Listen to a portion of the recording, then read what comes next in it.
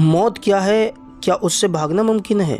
اللہ پاک قرآن پاک میں ارشاد فرماتا ہے کل نفس ذائقۃ الموت، ہر جاندار کو موت آنی ہے۔ اور کنز الایمان میں اعلیٰ حضرت عظیم البرکت مجدد دین و ملت الشاہ امام احمد رضا خان فاضل بریلوی علیہ رحمت و رضوان نے ترجمہ یوں کیا ہے کہ ہر جان کو موت چکھنی ہے۔ اب موت ہے کیا؟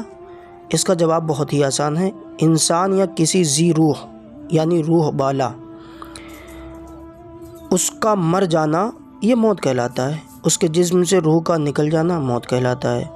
جاندار مرتا کیسے ہے؟ جواب صاف ہے، جب اس کے جسم سے روح نکل جاتی ہے تو جب جسم سے روح نکل جاتی ہے پورا جسم بے حس و بیکار ہو جاتا ہے۔ معلوم ہوا کہ جسم کی بقا اور اس کی حرکات و سکنات کے لیے روح کا ہونا لازمی اور ضروری ہے۔ اور روح کو جان بھی کہا جاتا ہے۔ کسی آدمی کا انتقال ہوتا ہے تو کہا جاتا ہے کہ اس کی جان نکل گئی، یا کوئی شخص کسی کو قتل کر دے تو کہا جاتا ہے کہ فلاں نے فلاں کو مار دیا یا اس کی جان لے لی۔ المختصر جسم اور روح کے مرکب مجسمے کو زندہ یا باحیات کہا جاتا ہے۔ ہر ذی روح چاہے وہ انسان ہو یا غیر انسان اس حقیقت سے اچھی طرح واقف ہے کہ میری حیات اس وقت تک باقی ہے جب تک میرے جسم میں روح باقی ہے، اور روح کی عدم موجودگی میں میرا جسم بیکار ہے۔ یعنی اگر روح نہ ہو تو میرے جسم کی کوئی اوقات نہیں ہے۔ جب انسان کی روح نکل جاتی ہے تو انسان مر جاتا ہے، اس کو کہتے ہیں کہ اس کا انتقال ہو گیا۔ میرے جسم سے کہیں روح نہ نکل جائے یہ سوچ میں لگا رہتا ہے، ہر وقت ڈرتا ہے کہ کہیں میں مر نہ جاؤں، اسی کا نام موت کا ڈر ہے۔ ہر جاندار موت سے ڈرتا ہے، موت کو خود سے دور رکھنے کی تمام کوششیں کرتا ہے، بلکہ موت سے بھاگتا ہے، لیکن موت جس کو اجل بھی کہتے ہیں وہ اسے وقت آنے پر پکڑ لیتی ہے، بلکہ اسے اپنی مضبوط پنجے میں دبوچ کر اس دنیا سے لے جاتی ہے۔ قرآن مجید میں ارشاد باری تعالیٰ ہے قل ان الموت الذی تفرون منہ فانہ ملاقیکم، سورہ جمعہ آیت نمبر 8۔ اب اس کا ترجمہ ملاحظہ کریں۔ اللہ پاک نے قرآن پاک میں ارشاد فرمایا تم فرماؤ وہ موت جس سے تم بھاگتے ہو وہ ضرور تمہیں ملنی ہے۔ کنز الایمان میں اعلیٰ حضرت نے اس کا ترجمہ اس طرح کیا۔ اب اس آیت سے معلوم ہوتا ہے کہ انسان کتنا بھی بھاگ لے، کہاں بھی چلا جائے، لیکن اس کو موت نہیں چھوڑتی۔ اب موت کے وقت بھی مقرر ہے، وہ جس وقت اس کے انتقال، اس کا رزق، اس کا دانا، اس کی زندگی پوری ہو جائے گی اسی دن اس کو موت آ جائے گی۔ ہر جاندار مخلوق کی موت کا وقت مقرر ہے۔ اب صرف انسان نہیں، جانور جس کے اندر جان ہے اس کو ایک دن مرنا ہے، نہ اس میں کوئی تقدیم ہوگی اور نہ ہی کوئی تاخیر ہوگی، بلکہ وقت مقررہ پر ہی اس کی موت آئے گی۔ جیسا کہ قرآن پاک میں اللہ تبارک و تعالیٰ نے ارشاد فرمایا وَلِكُلِّ أُمَّةٍ أَجَلٌ فَإِذَا جَاءَ أَجَلُهُمْ لَا يَسْتَأْخِرُونَ سَاعَةً وَلَا يَسْتَقْدِمُونَ۔ اعلیٰ حضرت عظیم البرکت نے اس کا ترجمہ اس طرح کیا اور ہر گروہ کا ایک وعدہ ہے، تو جب ان کا وعدہ آئے گا ایک گھڑی نہ پیچھے ہوگا نہ آگے۔ اس آیت سے بھی ثابت ہوتا ہے کہ ہر جاندار کی موت اس کی دنیا میں زندہ رہنے کی میعاد پوری ہوتے ہی اس کو موت آ پکڑتی ہے۔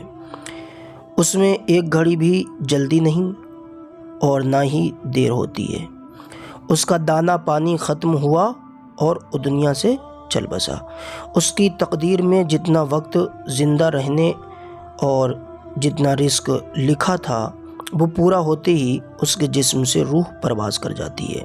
اس تعلق سے ایک حدیث پاک بھی ہے، اللہ کے رسول صلی اللہ تعالیٰ علیہ وسلم نے ارشاد فرمایا، جس کے راوی حضرت عبداللہ بن مسعود رضی اللہ تعالیٰ ہیں، کہ حضور صلی اللہ تعالیٰ علیہ وسلم نے ارشاد فرمایا ان روح القدس نفث فی الروع ان نفسا لن تموت حتی تستکمل رزقها، یعنی بے شک میرے باطن میں وحی فرمائی کوئی جاندار نہ مرے گا جب تک وہ اپنا رزق پورا نہ کر لے گا۔ اب کیا موت کی جگہ بھی مقرر ہے؟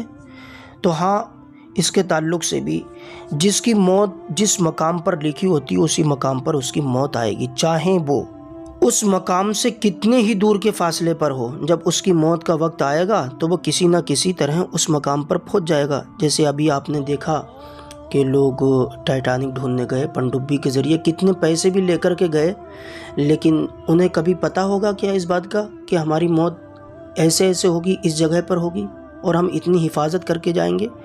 تو جس کی موت جہاں پر ہے اس کی موت وہیں ہوگی۔ ایک مرتبہ حضرت ملک الموت حضرت سلیمان علیہ السلام کی بارگاہ میں آئے اور آپ کے ساتھیوں میں سے ایک شخص کو گھور کر دیکھنے لگے۔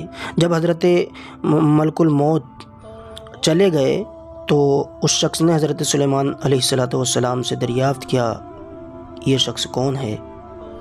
تو آپ نے فرمایا یہ ملک الموت حضرت عزرائیل علیہ السلام ہے۔ اس شخص نے عرض کی، سرکار ایسا معلوم ہوتا ہے جیسے یہ میری روح نکالنے کا ارادہ رکھتے ہیں۔ آپ نے فرمایا پھر تمہارا کیا ارادہ ہے؟ اس نے عرض کی کہ آپ ہوائوں کو حکم دیں کہ وہ مجھے سرزمین ہند میں پہنچا دیں۔ حضرت سلیمان علیہ السلام کا قبضہ ہوائوں پر تھا، جناتوں پر تھا۔ اس شخص نے فریاد کی کہ آپ حکم دیں کہ ہوا مجھے ہندوستان لے جائے۔ حکم دیا تو ہوائوں نے اس شخص کو ایک آن میں سرزمین ہند میں پہنچا دیا۔ پھر ملک الموت تشریف لائے تو حضرت سلیمان علیہ السلام نے ان سے دریافت کیا۔ حضرت سلیمان علیہ السلام کا معاملہ یہ کہ حضرت سلیمان علیہ السلام کا قبضہ ہوائوں پر بھی، جناتوں پر بھی، فضاؤں پر، سب پر حضرت سلیمان علیہ السلام کا قبضہ اللہ کی عطا سے۔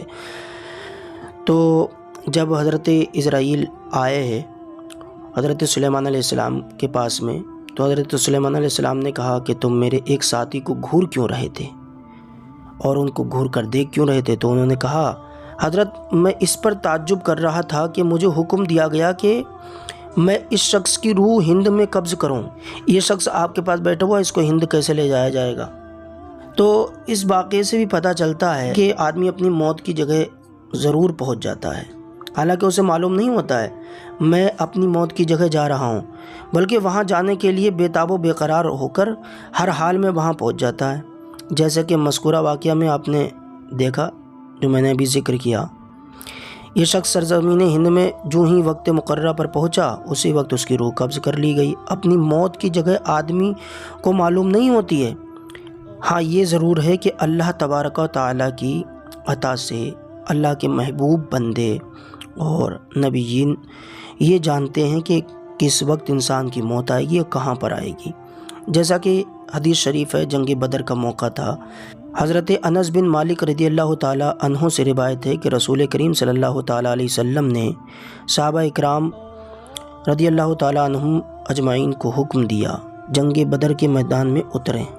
رسول کریم صلی اللہ تعالیٰ علیہ وسلم نے زمین پر دست اقدس رکھ کر بتایا کہ فلاں کافر کے مرنے کی جگہ یہ ہے اور فلاں کی یہ۔ حضرت انس رضی اللہ تعالیٰ عنہ فرماتے ہیں کہ جس کے لیے حضور صلی اللہ تعالیٰ علیہ وسلم نے جہاں ہاتھ رکھ کر فرمایا تھا وہیں اس کی لاش گری، اس سے قطعاً تجاوز نہ کیا، نہ تھوڑا ادھر نہ تھوڑا ادھر۔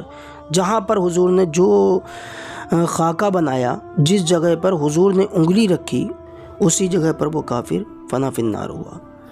اور حضرت امیر المومنین حضرت سیدنا عمر فاروق اعظم رضی اللہ تعالیٰ عنہ سے روایت ہے، قسم ہے اس ذات کی جس نے حضور کو حق کے ساتھ بھیجا، جو حدیں رسول کریم صلی اللہ تعالیٰ علیہ وسلم نے ان کے لیے مقرر فرمائیں دی، کسی نے اس حد سے تجاوز نہ کیا۔